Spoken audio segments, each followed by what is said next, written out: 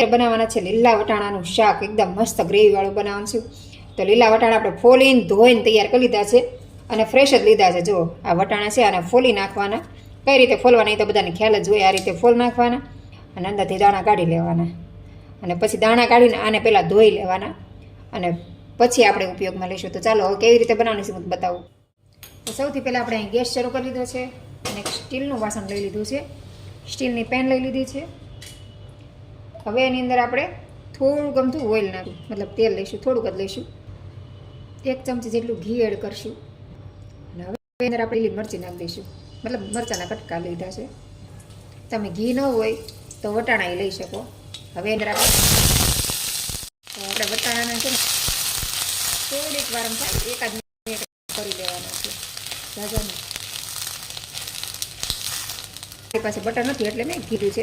અને આમાં આપણે મરચાંના ટુકડા એડ કર્યા છે. એ થોડોક અમથો આમાં સેજ તીખાશનો ટેસ્ટ આવી જાય ને મટરમાં, આમ એટલે નાખ્યો છે. તો વટાણા આપણે 1 મિનિટ માટે હલકા બ્રાઉન ફૂટી જાય ને દાણા એવા થોડાક કૂક કરવાના છે. ફટફટ ફૂટવા માંડશે. જો તો વટાણા થોડા કાળા માળા શેકવાના હતા તો એ શેકાઈ ગયા. તો આપણે ગેસની ફ્લેમ બંધ કરી દઈશું. અહીંયા આપણે એક મિક્સરની જાર લઈ લીધી છે. એની અંદર આપણે 2 ડુંગળી લઈ લેવાની છે. થોડુંક આપણે લીલું લસણ લઈ લઈશું. લીલું ન હોય તો તમે શું લસણ પણ લઈ શકો. થોડા લીલા ધાણા લઈશું આપણે. મારી પાસે સુધારેલા છે, તમારી પાસે ફ્રેશ હોય તો પણ તમે લઈ શકો છો. હવે આપણે એની અંદર 2 ચમચી લીલા વટાણા એડ કરશું. તો અહીંયા 2 ચમચી આપણે લીલા વટાણા લઈ લીધા છે. તો અહીંયા આપણે એને જેવું તેવું ક્રશ કર્યું છે. બહુ વધારે ક્રશ નથી કર્યું, નોર્મલ જ ક્રશ કરવાનું છે. આખા ભાગો કે ને આપણે અધકચરું એવું રાખ્યું છે. અહીંયા આપણે ફરીથી એ જ પેન લઈ લીધી છે. એમાં આપણે હવે 2 થી 3 ચમચી જેટલું તેલ લઈશું. અડધી ચમચી આપણે જીરું લેવાનું છે. ચપટીક હિંગ લઈ લઈશું. 1 તમાલપત્ર. હવે આપણે જે પેસ્ટ બનાવી એ આની અંદર એડ કરી દેવાનું છે. હવે આને આપણે તેલમાં સરસ રીતે મિક્સ કરી લેવાનું છે અને સાંકળી લેવાનું છે સરસ રીતે.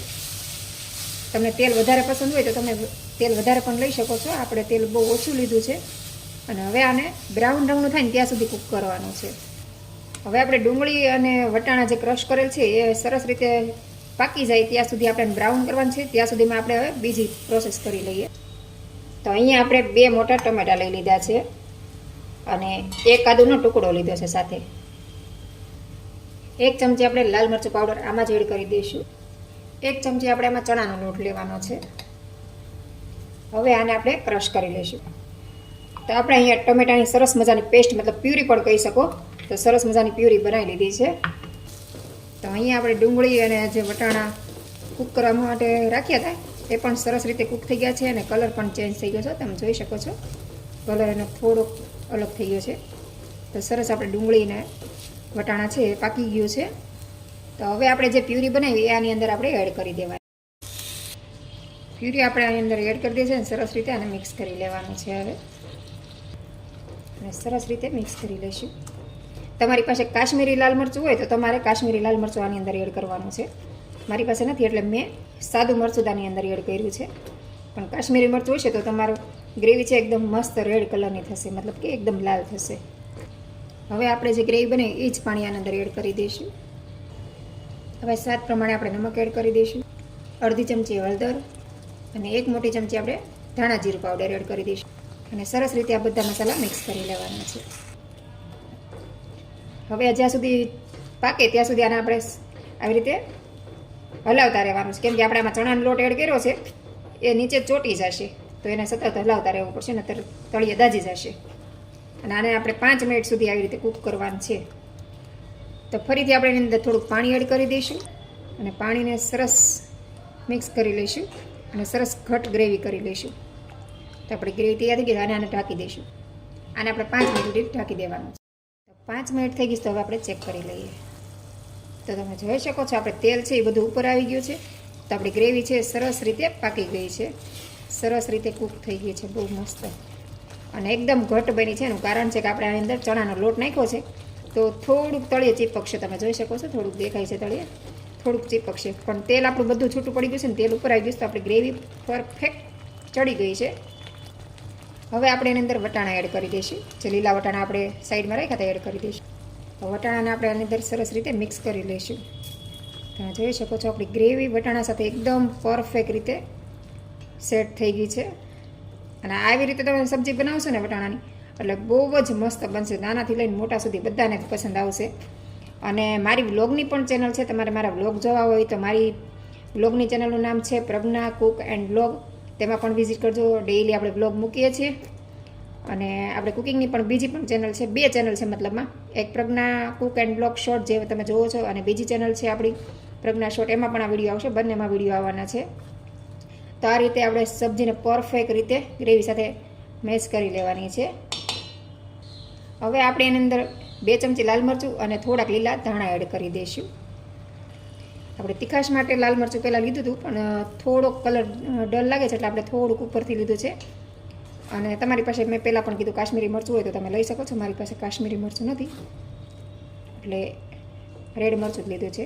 અને લીલા ધાણાનો ટેસ્ટ આ ગ્રેવીમાં ખૂબ જ સરસ આવે છે. તમે ઉપરથી પણ એડ કરી શકો છો, પણ તમે આવી રીતે સાથે એડ કરી દેશો ને તો એનો ટેસ્ટ ખૂબ સરસ આવશે. તો હવે આને આપણે 5 મિનિટ આમનામ જ કૂક થવા દઈશું. તો આપણે થોડી વાર ઢાંકી દઈએ. તો 2 મિનિટ થઈ ગઈ તો આપણે એને ચેક કરી લઈએ. તો તમે ફરીથી જોઈ શકો છો આપણે તેલ છે એકદમ છૂટું પડી ગયું છે. અને ગ્રેવી છે વટાણા સાથે એકદમ પરફેક્ટ મેશ થઈ ગઈ છે. અને આપણી સબ્જી છે એકદમ પરફેક્ટ બનીને તૈયાર થઈ ગઈ છે. તો તમે આ રેસીપી તમારા ફ્રેન્ડ સાથે ચોક્કસથી શેર કરજો. નાના મોટા બધા જ આશરે વટાણાની સબ્જી ખાઈ લેશે. બાળકોને ઝાઝા ભાગે વટાણાની સબ્જી નથી ભાવતી હોતી, તો બાળકો પણ ખાઈ લેશે. ખૂબ જ ટેસ્ટી એવી આ સબ્જી બને છે. હવે એની ઉપર આપણે 1 ચમચી જેટલી કસૂરી મેથી આવી રીતે ચોળીને એડ કરી દેવાની છે. તમે શેકીને નાખો તો પણ એ ચાલે, એનો ટેસ્ટ પણ ખૂબ સરસ આવે. તો આપણે આ રીતે લઈ લીધી છે અને સરસ રીતે મિક્સ કરી લઈશું અને 1 મિનિટ માટે કૂક કરી લઈશું.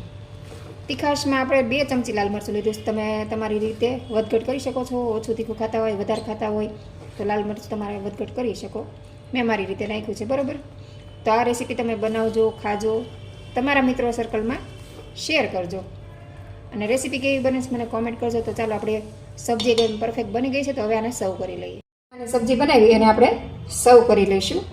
તો આપણે આમાં કાજુ કે મગજતરીના બી નથી નાખ્યા, કંઈ પણ નથી નાખ્યું, તો પણ એકદમ સરસ ક્રીમી બની છે. તમે જોઈ શકો છો એકદમ મસ્ત વટાણાનું શાક કયો કે સબ્જી કયો, ખૂબ જ સરસ બન્યું છે. એકદમ ટેસ્ટી, જોતાં જ મોઢામાં પાણી આવી જાય એવી સબ્જી બની છે.